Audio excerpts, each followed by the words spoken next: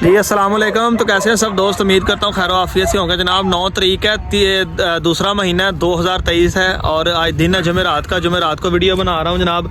वलैती गुलटेर mail है, ठीक है। ये वो नस्ल है, छोटे कद के होते हैं जो रिच्छों के साथ लड़ते हैं।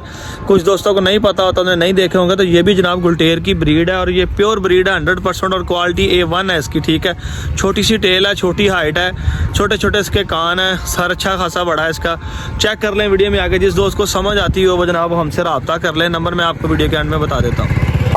जी फ्रेंड्स चेक करो जनाब, माशाल्लाह वलैती गुलटेर मेल, ठीक है। छोटी हाइट, छोटी पूछ, सोना नस्ली, ठीक है। जिस दोस्त ਨੂੰ पता वलैती गुलटेर ਦਾ वही समझ सकता की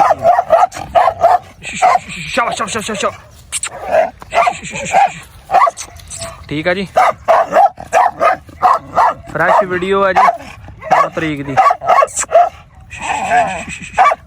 शाबाश शाबाश शाबाश शाबाश शाबाश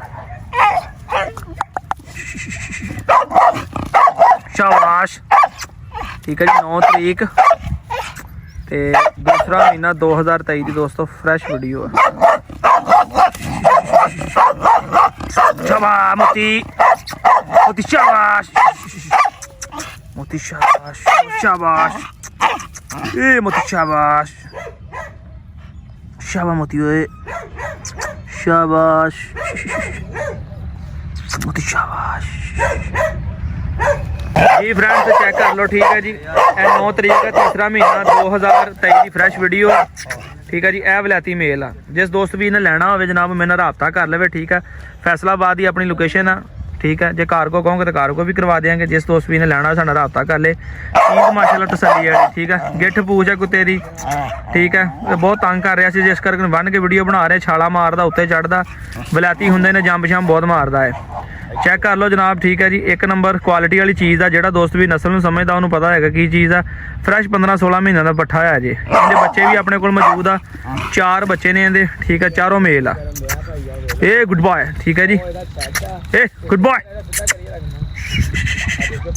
चेक करो जनाब, ठीक है जी। क्वालिटी माशाल्लाह तुहाडे सामने है जी। तो लोकेशन फैसलाबाद की अपनी कार को अवेलेबल है ऑल ओवर पाकिस्तान। जिस दोस्त भी ने लेना हो जनाब मेरे नाल राबता कर सकता जी, ठीक है। कॉल जनाब, ठीक है। तो जेडे दोस्त भी ने लेना हो जनाब मेरे नाल मोबाइल से राबता कर सकते हो। स्क्रीन पर मेरा नंबर चल रहा, कॉल और व्हाट्सअप मेरा सेम नंबर है वा। तुम इस नंबर पर मेरे राबता कर सकते हो। कार्गो भी हो जाएगा। जो कोई आके ले जाना चाहे तो जनाब फैसलाबाद शुखुपुर रोड छोटा मना अपनी लोकेशन है मना वाला जनाब। तुम आके ले जा सकते हो। 7 बिस्मिल्लाह। कार्गो को कार्गो हो जाएंगे। पैसे पहले होंगे कार्गो के, फिर कार्गो करवावांगे जनाब।